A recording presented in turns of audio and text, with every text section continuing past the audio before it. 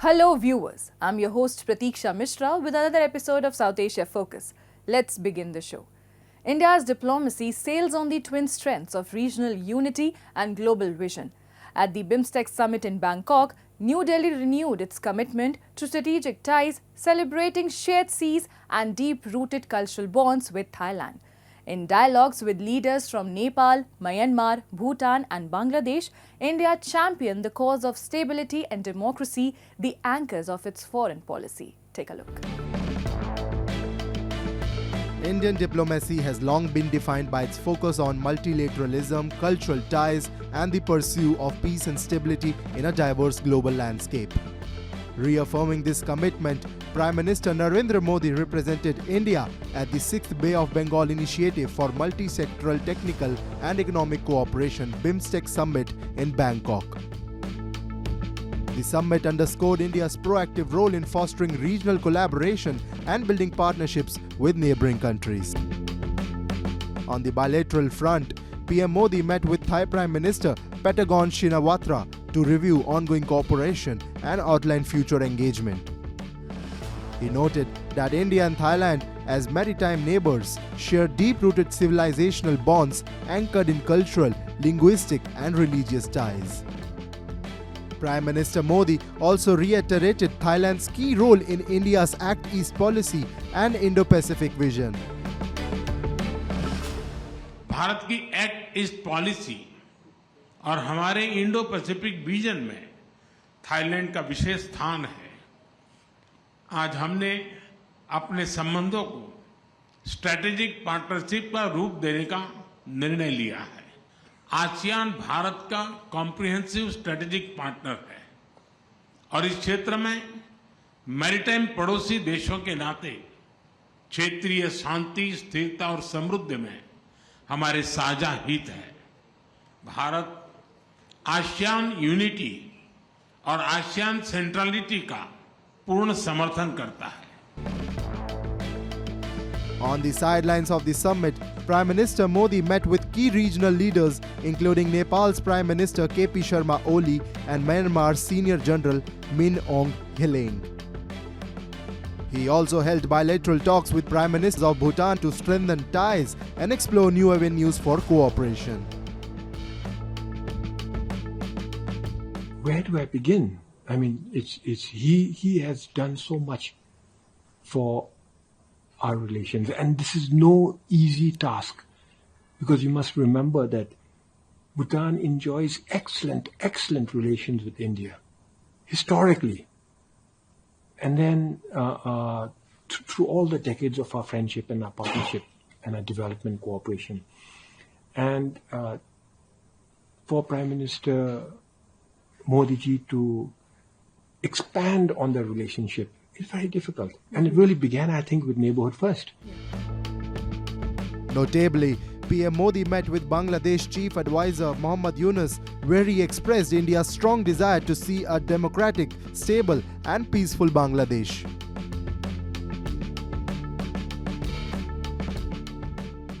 Prime Minister also met today with Professor Mohammad Yunus, the Chief Advisor of the interim government of Bangladesh. Prime Minister reiterated India's support for a democratic, stable, peaceful, progressive and inclusive Bangladesh. He underlined that India believed in a people-centric approach to the relationship and highlighted the cooperation between the two countries over a long period of time that has delivered tangible benefits to people in both countries. Alongside regional outreach, India continues to strengthen global partnerships. External Affairs Minister S. Jaishankar recently met Dutch Foreign Minister Casper Veldkamp in New Delhi to enhance collaboration in trade, defense, technology, education and strategic affairs. For us, India is also a safe space for production of semiconductors and a country with opportunities also geoeconomically speaking. And we look forward to signing a memorandum of understanding on semiconductors and critical technology later this year. that will focus on trade, on research and development cooperation, on mobility, on workforce development, etc. Further demonstrating India's global engagement, President Gabriel Boric Font of Chile visited India at the invitation of Prime Minister Modi, marking 76 years of diplomatic ties. The leaders reflected on their historic relationship established in 1949 and celebrated the growing collaboration in trade, culture, and bilateral cooperation. They expressed a shared commitment to further deepen the multifaceted partnership across key areas. Such engagements reflect India's dynamic and effective diplomacy, building regional unity, strengthening global alliances, and promoting peace, stability, and prosperity on the world stage. In times of calamity, when hope seems lost, India has consistently stood as a pillar of support for nations in distress. From the heart of Asia to the shores of Europe, India's commitment to humanity transcends borders. India's approach to disaster relief is rooted in our ancient values of Vasudhaiva Kutumbakam, that is, the world is one family. Take a look. The visuals on your screen showcase the Indian Army's remarkable efforts as they treat patients in a newly established field hospital in Myanmar's Mandalay city. This 60-bed facility was set up in response to a devastating earthquake that struck on March 28 and claimed thousands of lives and left a trail of destruction in its wake. In a swift and compassionate response, India launched Operation Brahma, a comprehensive mission dedicated to offering search and rescue operations, humanitarian aid, disaster relief, and medical assistance. As a first responder in times of crisis within the region, Operation Brahma exemplifies India's commitment to solidarity and support. Several aircraft and Indian naval ships successfully delivered hundreds of metric tons of humanitarian aid and disaster relief materials, embodying a whole-of-government approach to alleviating the suffering caused by this tragedy. India has been the most substantive, the fastest, and the most significant responder to the earthquake in Myanmar. It was within 48 hours of the earthquake of 7.7 magnitude that our teams were in Naypyidaw, and I must share here that the Indian aircraft were the first which landed in Naypyidaw, and also our rescue teams were allotted the largest areas in Naypyidaw as well as in Mandalay. Indian community is working hand in hand with the Myanmar community, both during prosperous times and even during these difficult times which Myanmar is facing. We are helping the community by providing relief goods, by providing medicines, and also providing manpower to support the relief effort which is happening in Mandalay. This commitment not only underscores India's role as a reliable ally, but also reinforces its moral obligation to assist nations in need during emergencies. The Indian Army's strong dedication during the operation in Myanmar exemplifies India's commitment to supporting those in crisis. We have 6 medical officers, including 2 specifically lady medical officers, to look at the gender aspects of looking after the patients. In terms of specialists, we have surgical capability, medical, anesthesiologist, ortho.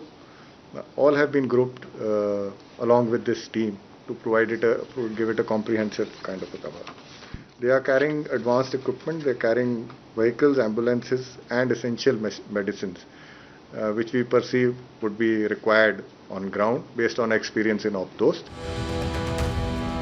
From the 2004 tsunami to the recent 2025 Myanmar earthquake, India has systematically strengthened its capacity as a first responder. In the aftermath of the tsunami, India's swift response in assisting Sri Lanka, the Maldives, and Indonesia established its reputation as a reliable ally in times of crisis.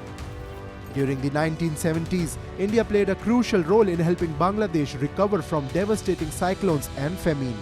Furthermore, throughout Sri Lanka's decades-long civil war, India contributed significantly to relief and reconstruction efforts.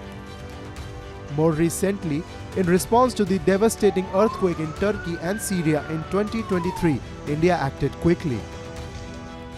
Under Operation Dost, the country deployed search and rescue teams, medical personnel, and essential supplies to aid affected communities. This operation highlighted India's readiness to support its friends, reinforcing the belief that no nation should face its challenges alone in times of need. Covid जैसी महामारी आती है तो भारत विश्व को परिवार मानकर vaccine उपलब्ध करवाता है। दुनिया में कहीं भी प्राकृतिक आपदा हो, भारत पूरे मनोयोग से सेवा के लिए खड़ा होता है। अभी आपने कल ही देखा है, म्यांमार में इतना बड़ा भूकंप आया है। भारत ऑपरेशन ब्रह्मा के तहत वहां के लोगों की मदद के लिए सबसे पहले पहुंच गया है। जब तुर्की में भूकंप आया, जब नेपाल में भूकंप आया, जब मालदीव्स में पानी का संकट आया, भारत ने मदद करने में घड़ी भर की भी देर नहीं की। In the year 2005, India had enacted the National Disaster Management Act, which paved the way for the establishment of the National Disaster Response Force. With 8 battalions specifically trained for disaster response, the NDRF has become the backbone of India's humanitarian outreach. Over the years, India has broadened its operations, extending aid to countries such as Pakistan, Nepal, Sri Lanka, Afghanistan, and even China. This expansion underscores India's commitment to international solidarity and its proactive role in providing assistance during crisis. In every corner of the globe, India remains steadfast in its mission to be a beacon of hope, demonstrating that compassion knows no boundaries. Time now for Asia This Week, the stories from across the continent.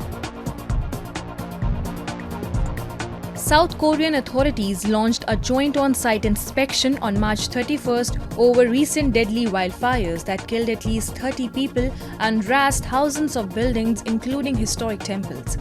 The authorities believe a man who is in his 50s began the fire in southeastern Useong County when he performed an ancestral rite by a family grave on March 22nd. The police, along with the fire department and the National Forensic Service, collected samples from the area around the initial ignition point and plan to verify evidence.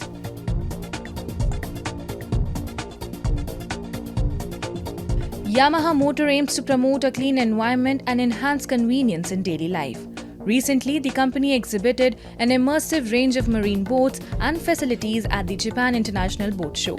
At the event, Yamaha Motor unveiled its new next-generation Hamo boat control system. This system can be easily installed on boats, just like an outboard motor. Its electric propulsion ensures an eco-friendly experience and enables smooth, quiet sailing. 新型ハルモの新しくなったポイントは、推進機本体自体をですね、非常にコンパクトにしたというところがございます。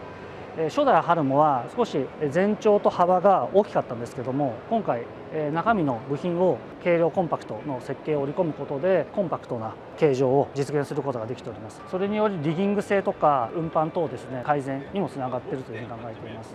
低速でゆっくり遊覧するところで目的地がかなり広いところに関してはジョイスティックを一度倒したら速度でキープしてくれるジョイホールド機能というそういった新しい機能も搭載しております。ハルモのターゲットは低速でゆっくり遊覧する使われ方の方たちをターゲットとしております。小樽運河、徳島、ひょうたん島、さまざまなところで水路がありまして、その水路でゆっくりボートを走らすという低速で遊覧するようなお客様たち向けに提供していきたいというふうに考えています。湖とかでですね、ハウスボート、そういったボートは非常に低速で湖の上を佇むという使われ方があるということが分かりましたので、アムステルダムの運河でこう遊覧するボートに加えて、そういったハウスボート、重たいボートをゆっくり動かす、まさにハルモの特性に合った、使われ方ということも分かりまして。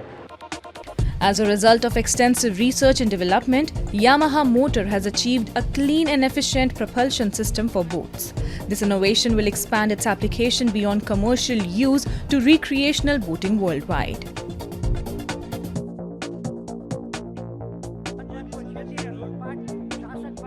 Nepal's Prime Minister KP Sharma Oli held former King Gyanendra Shah responsible for the violence, arson and looting during the pro-monarchy protest in capital Kathmandu last week. Addressing the House of Representatives, Oli said that the former king should take full responsibility for the incident amid the disruption by opposition Rashtriya Prajatantra Party. India has a diverse culture where people of all faiths have lived in harmony for centuries. This harmony is a vital aspect of India's unity, and the northern state of Uttar Pradesh embodies this blend. Under Chief Minister Yogi Adityanath's leadership, significant measures have been implemented to foster intercommunal peace. In a recent ANI podcast, Chief Minister Yogi Adityanath emphasized the importance of equality and safety for all communities, asserting that the security of Hindus and Muslims is interconnected. Take a look. Communal harmony has long been a cornerstone of India's rich cultural and religious diversity. While communities have historically coexisted, periods of tension highlight the need for dialogue and understanding. Uttar Pradesh, especially under Chief Minister Yogi Adityanath, has been central to discussions on intercommunal peace. In a recent ANI podcast, CM Yogi, reflecting on his administration's 8-year tenure, addressed concerns about Muslim safety in the state. हम तो सबके बीच सबको समान भाव से देख रहे हैं। उत्तर प्रदेश में मुसलमान सबसे ज़्यादा सुरक्षित है, सबसे ज़्यादा सुरक्षित है। अगर हिंदू सुरक्षित है तो वह भी सुरक्षित है। अगर दंगे यहाँ यूपी में होते थे जो 2017 के पहले, अगर हिंदू की दुकान जलती थी तो मुसलमान की भी जलती थी, हिंदू का घर जलता था तो मुसलमान की भी जलती थी। और 17 के बाद से दंगे बंद हुए। अगर हिंदू सुरक्षित है तो मुसलमान भी सुरक्षित है। और दूसरा जो मैंने कहा कि इतिहास में कोई उदाहरण नहीं बता सकता कि अपने बल से, अपने वैभव से किसी हिंदू राजा ने किसी देश पर जबरन कब्जा किया हो। Chief Minister Yogi's statements underscored his commitment to fostering unity and dismantling barriers between communities in Uttar Pradesh. He emphasized that his administration strives to create an environment where diverse cultures flourish together, reinforcing that safety, respect, and mutual coexistence are the pillars of communal harmony.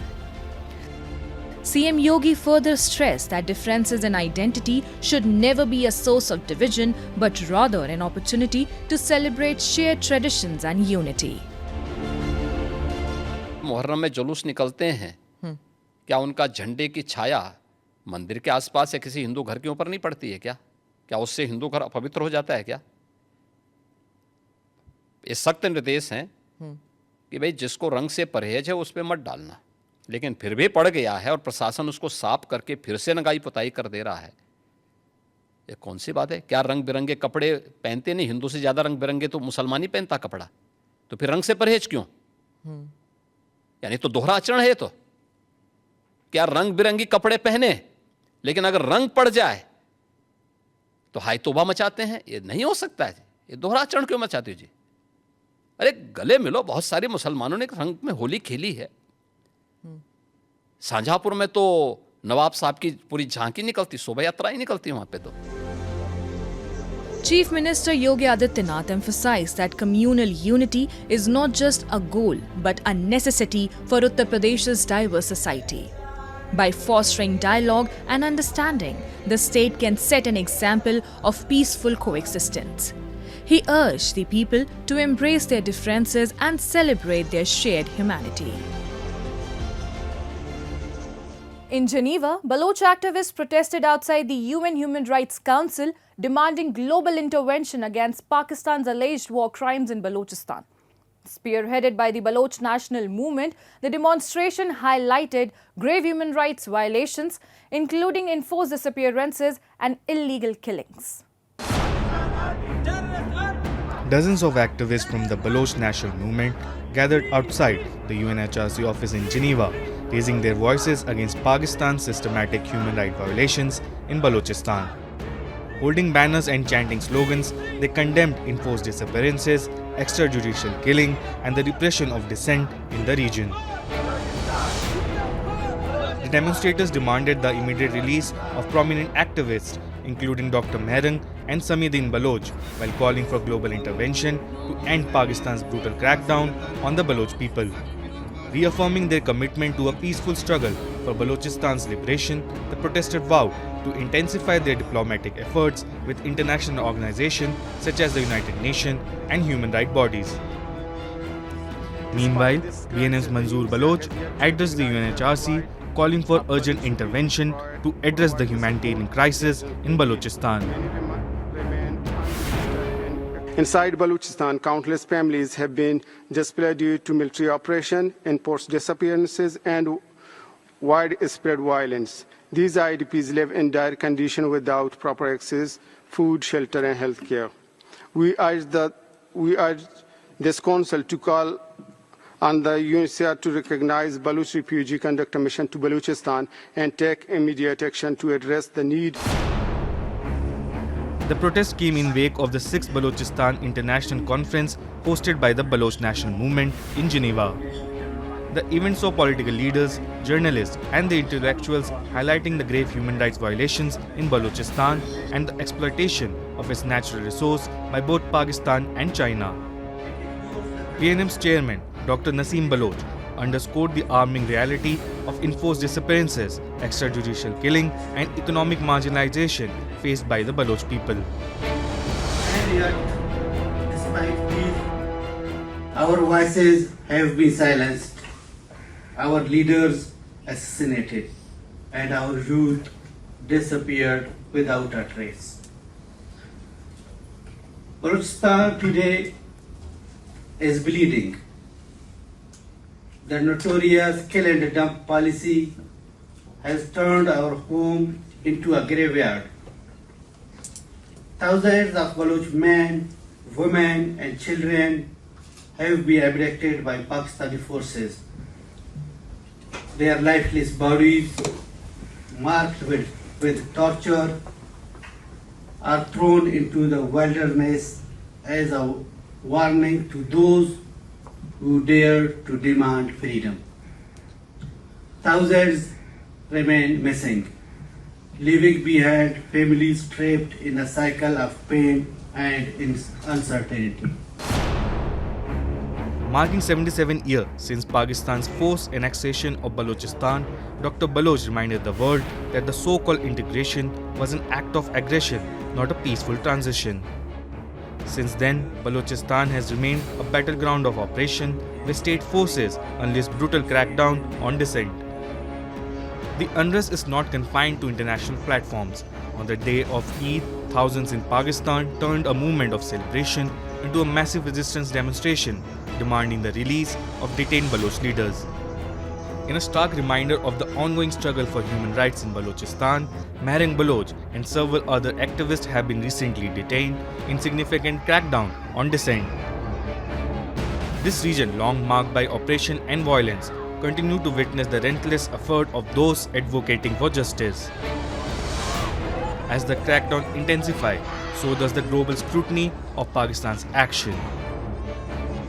With mounting calls for justice and increasing international awareness, the question remains: How much longer can Islamabad suppress the voice of the Baloch people before the world is compelled to act? As the struggle for justice continues, the world must not turn a blind eye to Balochistan's plight. And with that, we come to the end of this week's episode. See you next week. Till then, goodbye and take care.